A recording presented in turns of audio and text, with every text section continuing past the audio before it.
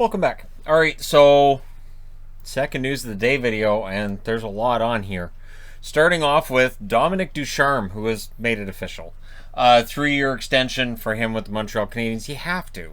And he's hoping that Alex Burrows and Luke Richardson will be behind the bench with him. He also thinks they could use with one more coach behind the bench. And it was good. It went really well for Montreal in the playoffs. I honestly, you have to.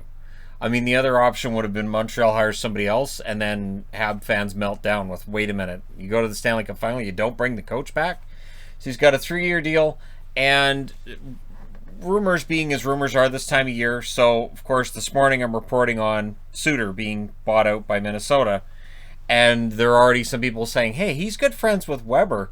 Could Montreal be in on Suter? My answer to that would be maybe, but again, at this stage in his career, Suter and Weber could work, but I'm going to go ahead and say it wouldn't be as effective as it was in Nashville years back.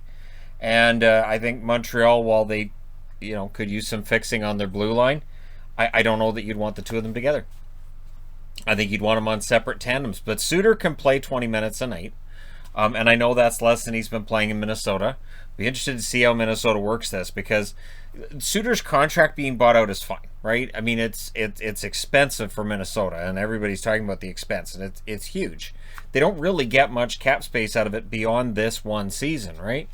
But Suter, while that contract was bad, his play wasn't. Suter, I think, has been a pretty good defenseman for Minnesota over the last, I'll say, 18 months. We'll go ahead and say 18 months. His most recent play, I think, has been decent. But yeah, we'll see where he ends up. I think there'll be a lot of teams making phone calls. I think there's a team not too far from me who might be saying, hey, so how much is it going to take? And it's going to be a matter of, does he want to get paid? Or after this buyout, is he going to be along the same lines as some other players who've been bought out and say, you know what, I'll accept $1.5 million this year. I'll accept a short-term deal just to show I can still play and that I'll fit really easily under the cap. So if he gets the right situation, maybe he signs for less. Kozanosh for San Jose. They tweeted out a photo of him signing his new contract for next year. So Kozanosh will be goaltender for San Jose next year. I still think he's the one they're protecting. Honestly, I think he's the one they're protecting, because I think if you're San Jose, if you can get Seattle to take Martin Jones and that contract and that cap hit, I think you're quite pleased with that. And then you just go out and try to find another goaltender to take that spot. Jones needs a change of scenery too. I'm not saying that as like a slight to Jones. I think if Jones was picked up and goes off somewhere else, I think he'd probably have better numbers. But Kozanosh played well enough, right? Handful of games towards the end of the season. We'll see if he gets a shot at a regular job with the Sharks next year. My guess is that he does. Brad Treliving. So when asked about the Tkachuk rumors, he's basically saying no. Matthew Tkachuk's not going anywhere. He hasn't asked about it, and he's completely shutting that down, saying there is nothing to the idea. So Tkachuk, his agent, and now the general manager of the Flames have all said there's nothing to this. There's nothing there. And yeah, the interesting thing is, when discussing Gaudreau or Giordano, he's kind of mum on the whole thing. So Giordano, at the end of the year, there was sort of this idea that they had to have an adult conversation, about things at the end of the year. And the article I was reading even said Giordano would be the clear pick for Seattle, at which point I put my arm up and go, not really, not at that cap hit and at his age. I mean, would he be great for them this upcoming year? Probably. But if I'm Ron Francis, am I taking on that contract at this stage where he's only got the 1 year left? I don't know that I am. I think there are other options out of Calgary that might be more attractive, depending on how they put their team together. But Giordano, we know, isn't likely to be protected in the expansion draft. And the interesting thing about Gaudreau is that the clause in his contract changes to a modified no trade this year in the last year of his contract. So if Calgary's going to hold on to him, it might make sense for them to get a deal done on an extension before July 28th or trade him before July 28th. If the team and the player aren't close, because then there's no restrictions on where they can send him, and there's restrictions after that. So basically, we'll see what happens over the next couple weeks. I don't think Giordano's getting dealt, but look for the rumor mill to kick into overdrive with that clause in there, right? I thought this was interesting too. Anaheim with both Carrick brothers, Sam and Trevor, they've both signed 1-year extensions. Lettieri signed an extension as well. So again, Anaheim, making sure they've got a lot of guys signed. There are expansion reasons to make sure all your depth guys are signed, and there's also just organizational reasons to make sure all your depth guys are signed as well. So hopefully one or the other, or both Carrick brothers, get a shot at a regular job this year. Sure, why not? Nick Leddy, so this is making the rounds today as well, as all the rumor mills are all over. Just, yeah, this is that crazy time of year, and it's even more crazy this year because of expansion and the flat cap. So the rumors are going to be crazier than normal. Nick Leddy, who played very well for the Islanders, is on the block. I would love to have Nick Leddy on a team that I cheer for. I would love to see that. He's not that old, and the cap hit's not bad, but for expansion and cap reasons, the Islanders are looking at moving him. So we'll see if somebody takes Lou up on that. And Leddy, I would think that if he was available in the expansion draft, I'd kind of be surprised if Seattle didn't pick him up.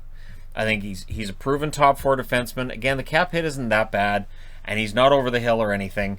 I honestly think an expansion team could do worse than picking up Nick Leddy. So Lou Lamoriello apparently working the phones, looking for somebody to pick up that contract before expansion, as well as help them out with their cap situation. Edmonton. The Orange and Blue, same thing. But the Islanders do have their share of cap issues right now, so moving out Leddy's contract would definitely help. Brent Sopel has come forward today. So he was a member of the Chicago Blackhawks during the 09-10 season when the sexual assault allegation against one of their coaches came out. And he's saying it was known by the team during the conference finals in 2010. During the playoffs, it came out, and they were all talking about it for a few days. Everybody in the team was shocked when this accusation came out. He was also of the belief that the team management, knowing what had happened, that they had gone to the authorities. He believed that had happened and only found out after that it didn't. Now, Jonathan Toews has come out and said they didn't know until the following season. What's interesting is Brent Sopel has said he didn't want to come forward because he has a charity that he runs, and he was worried that the Blackhawks might blackball that charity, right? And he feels that there are a lot of players from that team, people were in that organization, that because they're still in hockey, some of them are in broadcasting, coaching, wherever they're at, that because they knew and they didn't say, now they can't say anything. He feels that they're basically, their lips are sealed because they know that if they say, well, yeah, we knew, they may lose their current employment in the NHL. So, or as I said, around, journalism and broadcasting. So again, it's another wrinkle. We'll see if others who were on that team come forward. It may have been easier for Sopel. He wasn't a Blackhawk for that long. It may have been easier for him to come out and say something. But again, it's another wrinkle in this story. I did post on my Twitter account regarding this, the article from Rick Westhead. Again, he's doing great reporting with this. Now he's got players coming forward and talking on the record with their name. So it's not anonymous sources. This is a player from that team coming forward and saying, yes, it was discussed on the team, and I thought something was going to be done that wasn't done. So again, we'll see how far down the rabbit hole this story really goes. And it feels like this is starting to ramp up now that we've got a name attached as well. Vancouver, coming around to Vancouver Canucks talk, which you can't segue off of that, but Sopel did play for Vancouver, so played for Vancouver twice. It was less of a success the second time around with Sopel as it was the first. I loved Brent Sopel the first time he was in Vancouver, and the second time I was like, I don't think this works. So the Canucks have offered extensions to Alex Edler and Travis Hamonic. I think there's a better chance of Edler coming back than Hamonic. Just the feeling I get anyways. I think Hamonic's going to have a lot of suitors now that he's not just going to restrict it to the West Coast and wanting to stay in Western Canada. Now that he's willing to listen to other offers, I think there'll be somebody offering him some money and maybe some decent term as well. Maybe a 3-year deal. Hamonic's a good defenseman. Yeah, I don't think there's going to be a shortage of teams calling on him. Edler, on the other hand, if he's coming back on a team-friendly contract, doesn't bother me. Edler, yeah, there were a lot of penalties in there, But I think if he can play a more limited role than what he did this past season, I think that would probably help with some of the penalty problems. It felt like the penalties were in part because maybe from being tired. Sometimes there are those penalties, those hooks and slashes and stuff when you're kind of out of gas. So we'll see what they do. And yes, there are discussions. Darren Drager's reporting there are discussions with Hughes and Pettersson, both, and just day to day, week to week, on trying to figure out exactly how this is going to work. The Canucks do not want to risk a situation where either of these players are disgruntled with the team, and they want to get this straightened out as soon as possible. So we'll see how much cap space there is left after the Hughes and Pettersson extensions become a thing. I don't know that there's going to be a lot of money left, especially Hughes. The argument can be made that Hughes is one of the best offensive defensemen in the league, and the potential is there for him defensively to end up at that stage as well. And I don't know how you measure that with the contract here. I don't know if they go with a bridge contract. I don't know if it's long term. We'll see. But those contracts could go a long way to deciding how much longer Jim Benning's going to be the general manager of the Canucks. So no pressure. Just if he messes up these contract negotiations in any way, that could be really final. And I mean, not for people to want to fly airplanes and messages behind airplanes, but the actual ownership to say, well, that's a bad move. So we'll see what happens. Darren Drager is also reporting that Gabriel Landeskog is not close to an extension with Colorado, and that they're not close at all on the number. Joe Sakic has to make sure that the money he's spending makes sense. He has to make sure that he budgets correctly, because you got Makar that's up, and you've got other young guys too that are going to need to get paid. You got McKinnon coming up not long from now. You want to make sure, and I know McKinnon's already said, I'm not going to go for a huge contract. But still, you want to make sure you've got the money so that if between now and then something changes, you have the money that you don't have to worry about it. So Gabriel Landeskog, we'll see whether or not he's still a Colorado Avalanche member. I can't see him going anywhere.